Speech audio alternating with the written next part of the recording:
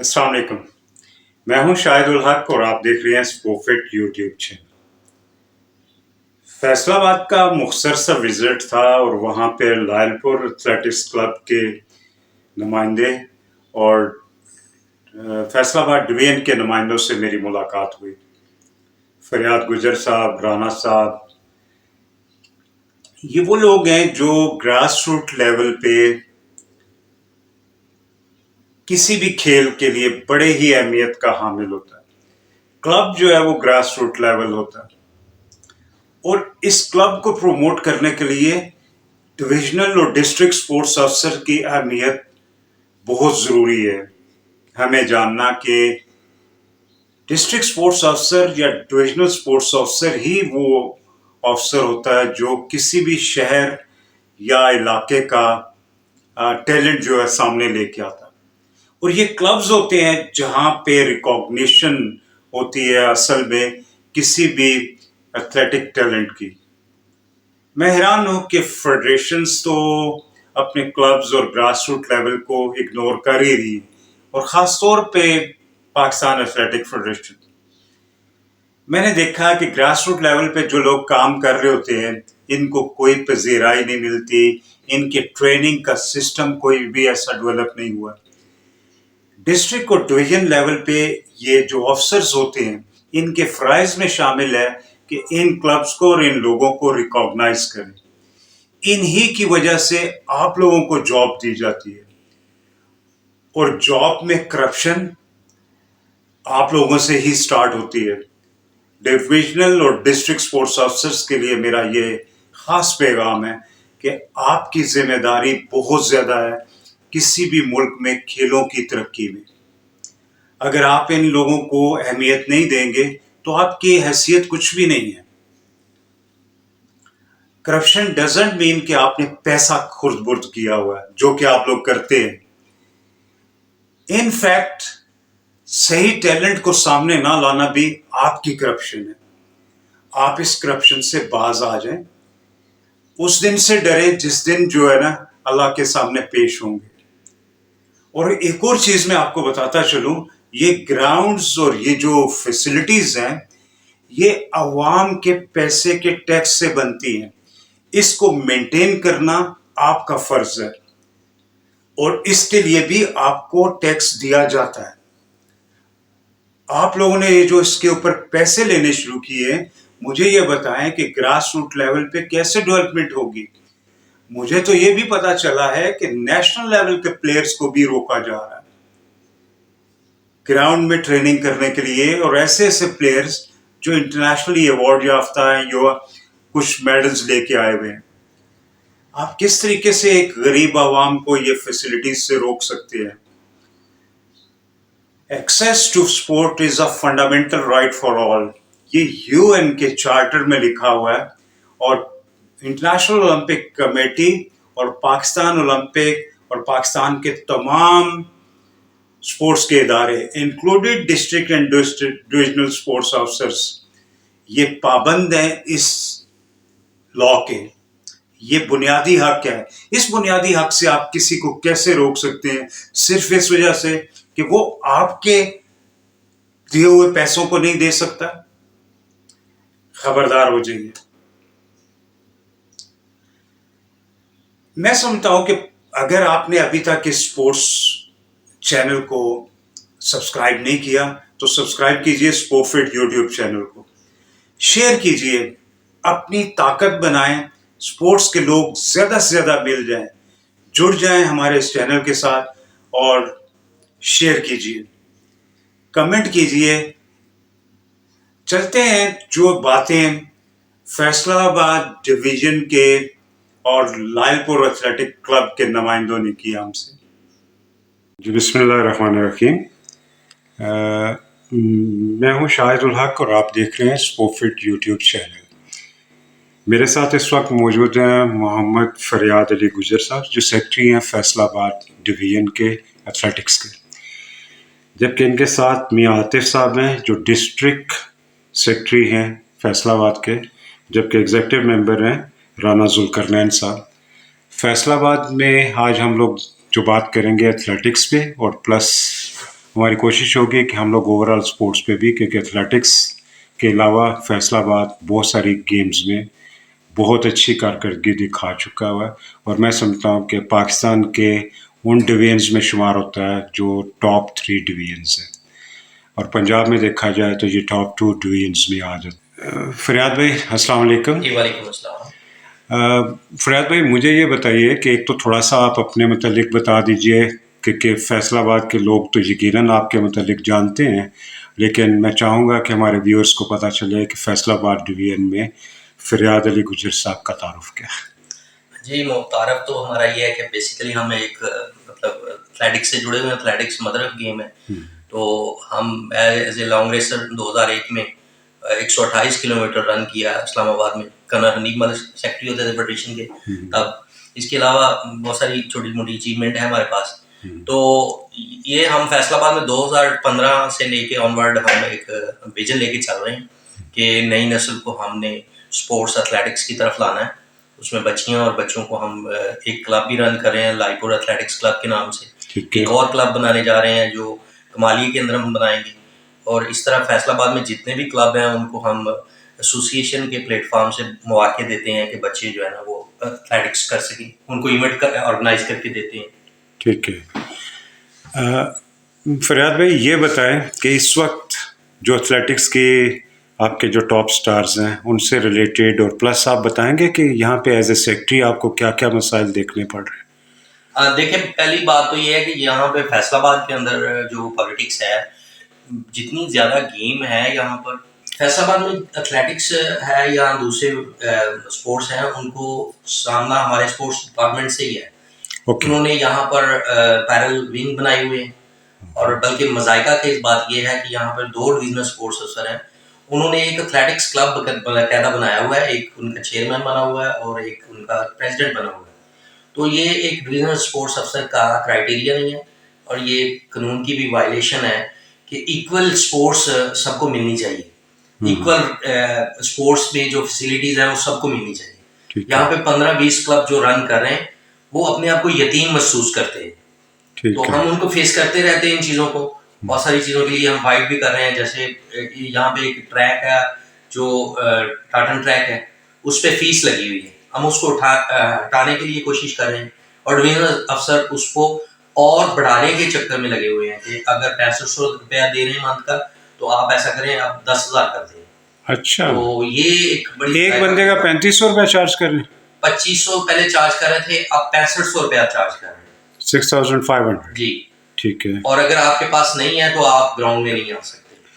तो मियाँ साहब अस्सलाम वालेकुम। मियाँ साहब ये बताइए कि आप फैसलाबाद डिवीजन के सेक्रेटरी हैं, सॉरी डिस्ट्रिक्ट के, तो मुझे ये बताइए कि डिस्ट्रिक्ट लेवल पे और डिवीजन पे यकीनन आपके पास काफ़ी सारे डिस्ट्रिक्ट होते हैं, लेकिन आप सिर्फ फैसलाबाद डिस्ट्रिक्ट से हैं, तो फैसलाबाद डिस्ट्रिक्ट की इस वक्त कितने क्लब रजिस्टर्ड हैं?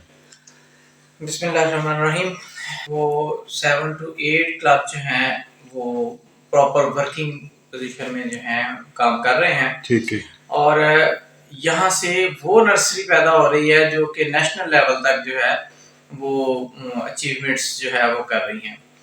जो मसाइल का सामना हमें करना पड़ रहा है उनमें बेसिकली जो मसला है वो यही है कि उस अंदाज से हमारे साथ स्पोर्ट्स डिपार्टमेंट जो है वो कोऑपरेट नहीं करता। स्कूल कॉलेजेस में तो ये इशू है ही है कि वहाँ पे एक ही इशू है कि जी हम एजुकेशन को लेके चलें सिर्फ, और स्पोर्ट्स जो है स्कूल स्पोर्ट्स जो है वो बिल्कुल ख़त्म होती जा रही है। पीटीआईज जो हैं या जितने भी हमारे फिजिकल टीचर्स हैं वो इस चीज़ से जो है वो डिनाई करते जा रहे हैं कि ये बच्चों को निकालें और उनको प्रमोट करें और उनको आगे लेके आएँ। अब सेल्फली जो बच्चे वर्किंग कर रहे हैं किसी क्लब से अटैच होते हैं, या हम जिन बच्चों को हंट करते हैं और उनको ग्राउंड में लेके आते हैं, उनको मोटिवेट करते हैं, वही बच्चे जो है वो गेम के साथ अटैच। इस वक्त जो बेहतरीन जो आपकी कंट्रीब्यूशन है फॉर द पाकिस्तान वो कौन है?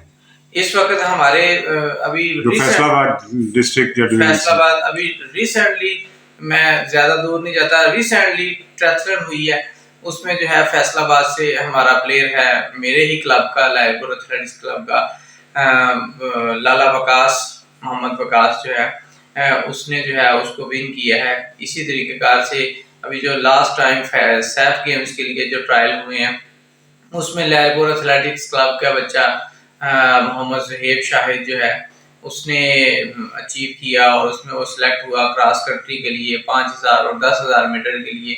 और अभी रिसेंटली वो क्लब जो है वो कैंप के लिए जो है वो जाएगा यकम के बाद।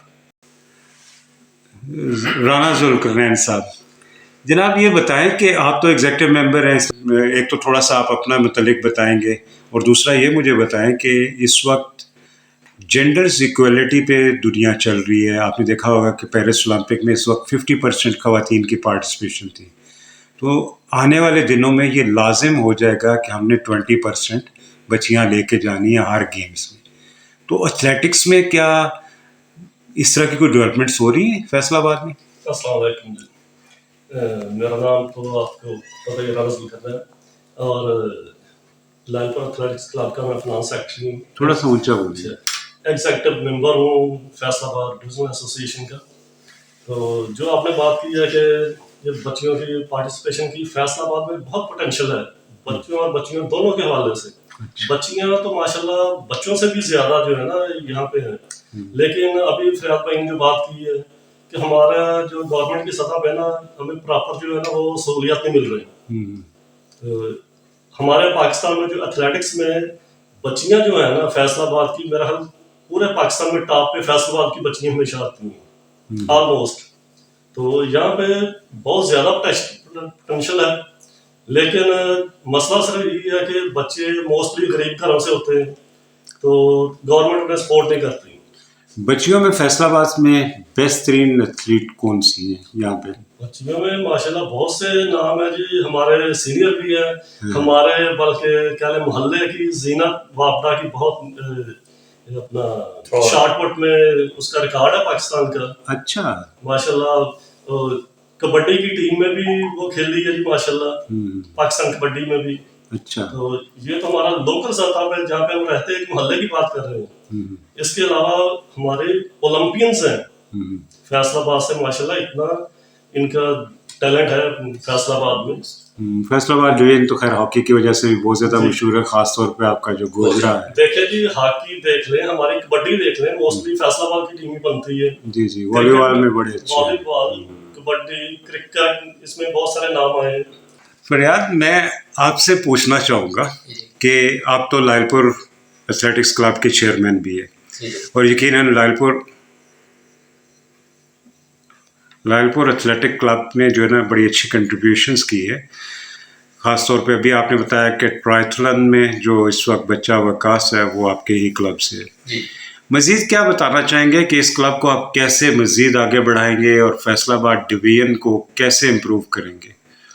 देखिए, जो अभी रिसेंटली आपने सवाल किया था मियां तब साहब से कि कितने क्लब रजिस्टर्ड हैं, हमारे एसोसिएशन के प्लेटफॉर्म से जो वर्किंग क्लब है हमने रजिस्टर्ड किए हुए हैं।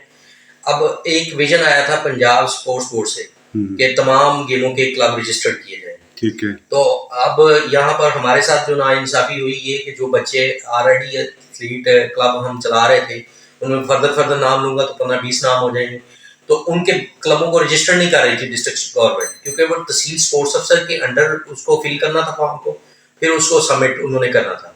तो हमारे पहले जो स्पेल गया है उसमें हमारे फॉर्म को रिजेक्ट करके फेंक दिया गया रद्दी में, और अभी भी हमारे फॉर्म को जो है वो अप्रूवल हमें स्लिप मिल गई है उसकी, लेकिन उसको रजिस्टर नहीं कर रहे। कौन नहीं कर रहा है? पंजाब स्पोर्ट्स बोर्ड करना चाह रहा है, लेकिन हमारे जो फैसलाबाद की सतह पे, डिवीजन की सतह पे उसको रजिस्टर नहीं करना चाह रहे लोग, क्योंकि वो एक उन्होंने अपना खुद का क्लब रजिस्टर्ड कराया हुआ है और वो उसी क्लब को ऑन करते हैं और बाकी वो समझते हैं कोई बंदा काम नहीं करता। लेकिन ये सारे क्लब रिकॉग्नाइज्ड हैं एथलेटिक फेडरेशन ऑफ पाकिस्तान से? यस। इसमें ये है कि हमारा विजन जो है, हमारा विजन 3 चीज़ों पे काम कर रहा है। नंबर 1, बच्चों को मोबाइल से निकालना है। ठीक है। नंबर 2, हमने ऐसे बंदों को भी एथलेटिक्स के अंदर लेके आए हैं जो एज वाइज मतलब मास्टर कैटेगरी में है। हमने उनको उनकी लाइफस्टाइल को बेहतर करने के लिए काम किया है और अभी भी कर रहे हैं। हमने जो 50+ लोग थे उनको, जो शुगर पेशेंट थे, ब्लड प्रेशर पेशेंट थे, उनको वॉक करवा के उनको उनकी लाइफ आसान की है। वो 10-10 गोलियां खा के सोते थे, जो अब फ्रेश जी रहे हैं।